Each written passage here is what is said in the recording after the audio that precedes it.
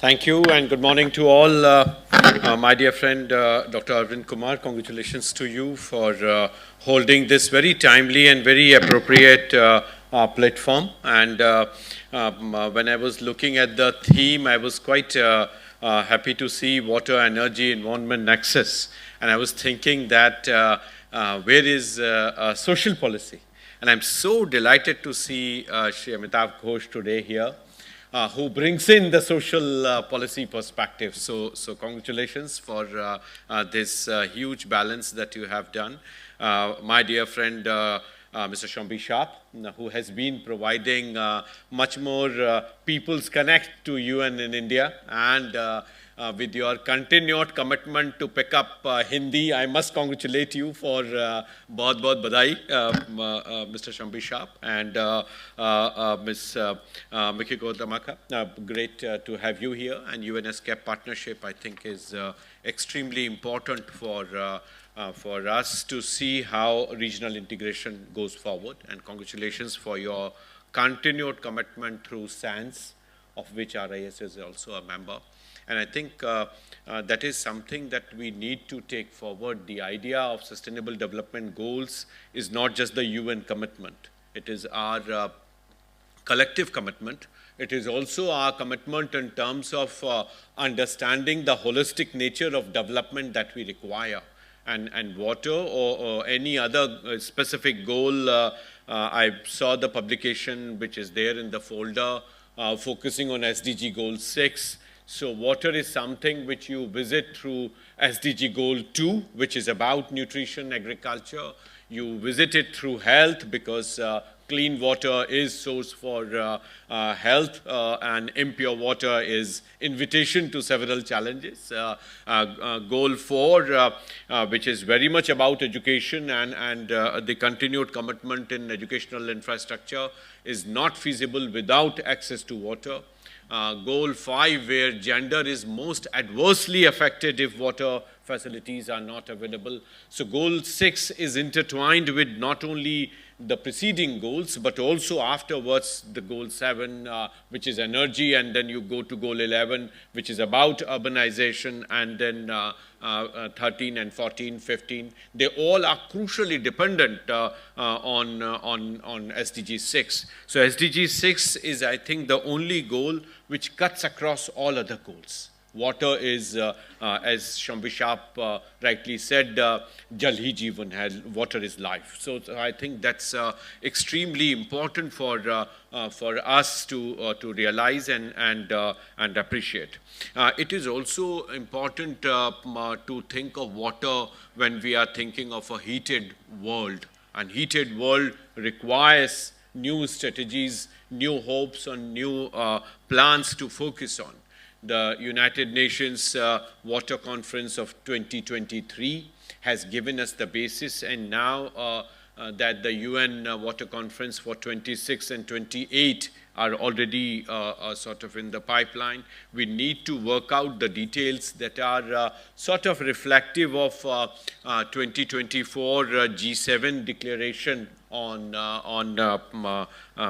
water coalition that has been already formed by G7 countries, by the developed countries. So we need to strategize and think in terms of how global response on water is coming in, what kind of actions are required, and for that matter, probably what is also required by the global south, the developing countries, is to localize this. The idea of SDG brings in localization of development, and that's where I strongly feel that at the local level, we need to see how industrial policy is talking to us, how the social policy is talking to us, how biodiversity policy is connected with this, and how climate policy is connected. So all these 4 policies are intertwined in a local strategy that would bring in our concerns on water conservation, our ability to bring in the ideas that are important for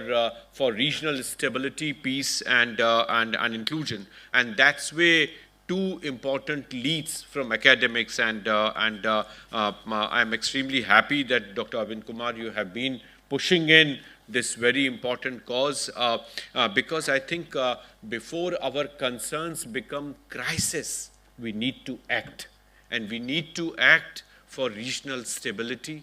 We need to work with our neighbors before our concerns become a crisis. It is also important that the momentum which we have got at the top with the UN and with G7, that momentum of cooperation should continue before it becomes a ground for contestation. And that part, I think, is extremely important. So before concerns become crisis and before cooperation turns up into contestation, academics and institutions like yours have this very important role to drive in points where we can strategize at the municipal corporation level, at the state level, and at the national level, convergence of different policies. Prime Minister Modi has been talking about going beyond specific ministerial mandates to bring in convergence in our plan of action. And that, I think, is important for us to bring in. Second point that I want to mention is in terms of our anticipative ability to avert regional and local crisis. There are several cities in India now, but we are very well aware of the crisis that Cape Town has gone through in South Africa. We are not unaware of this crisis deepening in several parts of Greece and Spain, where water crisis has deepened. So we are extremely concerned in terms of how our anticipative abilities are strengthened at municipal corporation level, at the state level, and at the national level to bring in these dimensions. We also are not to forget what Anupam ji wrote at some point, khare hain talab. So how we continue to focus on water bodies in urban spaces. And this is something which we should not forget what our very famous author, writer, Rabindranath Tagore wrote in 1914 against the British Municipal Corporation of Kolkata when they decided to have water supply at various residences in Kolkata. And he criticized British government to take that decision and the Municipal Corporation of Kolkata to give water at residences. And now people may wonder why he did so. But in his editorial, in his newsletter, he explained why he is opposed to water supply, because then he sort of thought that people would get disconnected with the pokhas, the local water spaces that are available to them. Because if they go to water body, they realize the importance of water. And if water is coming at home, people may underestimate the value that is being incurred because that is invisible. So people's connect with water bodies are extremely important. And we need to revisit the way we fence off river flow in urban areas. I think we need to revisit that. You cross the Japanese-built Nizamuddin Bridge, it is blocking your view. There are many other purposes, but people are still throwing flowers and other worship that they are doing. But I think it is important for us to expose these water bodies, flowing rivers amidst us, that they are no more flowing. They are stuck because things are there. So we need to connect ecosystem and biodiversity. Also, Arvindji, we require a national body in the country to bring in this convergence. Niti Aayog has the mandate, but I think we require what German government has done in form of German Advisory Council on Global Change. And if you see the report that they have brought out just before the G7 summit on water bodies, it is a very important report. We need to factor in the various dimensions that this report raises. I, at the G20, met Anna Katerina from the German Development Institute, IDOS, in Bonn, and we were discussing about the new German strategies that are important. It is also pertinent for us to take this conversation to the global south and bring in the issues which are there. Because as part of the green revolution, we all have taken forward one particular cropping pattern which has contributed in terms of taking away 72% of our fresh water, as global numbers are indicating. 15% of it is being used by the 19th century sewage system that we have inherited, and 13% is being consumed by industry. So when these numbers are there, we need to work out what is there. Recently, I have edited a special issue of Economic and Political Weekly, EPW, and I have written a paper on agriculture trade. There I have shown that 65 to 90% of the virtual water flow comes in from trade and agriculture export from the regions where rice is being grown, Punjab and Haryana.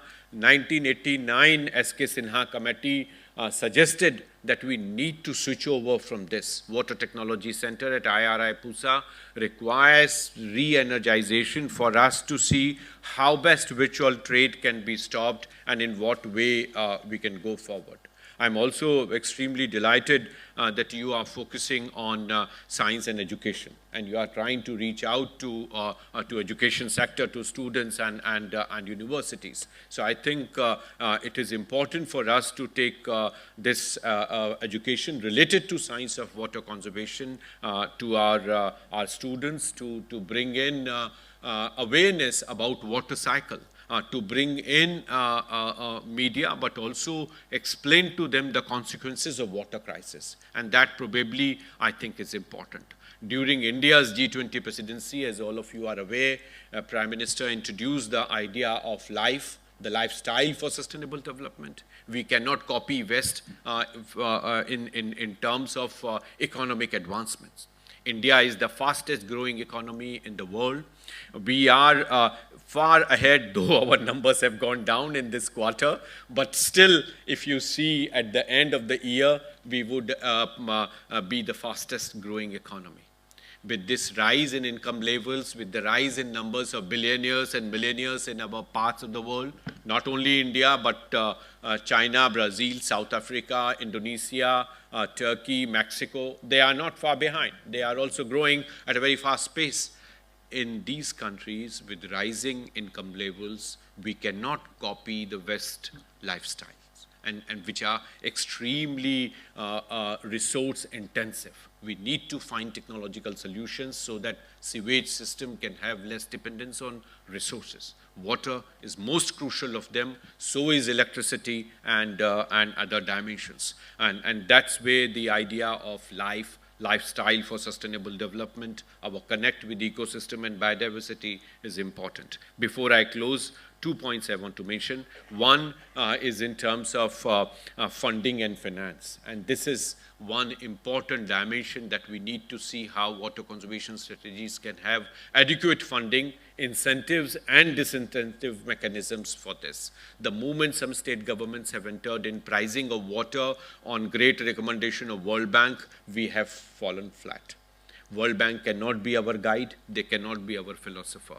Washington consensus has failed. We need to have our new consensus on development, and that should drive incentives and the mechanisms that we need to go forward.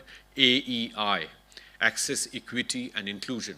They are extremely important from social justice perspective, and that's where we need to bring in perspectives that are important.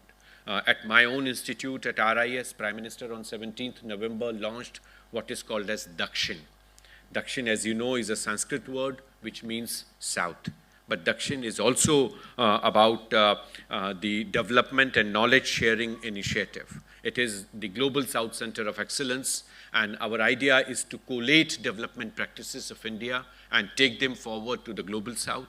All Indian missions now are geared up.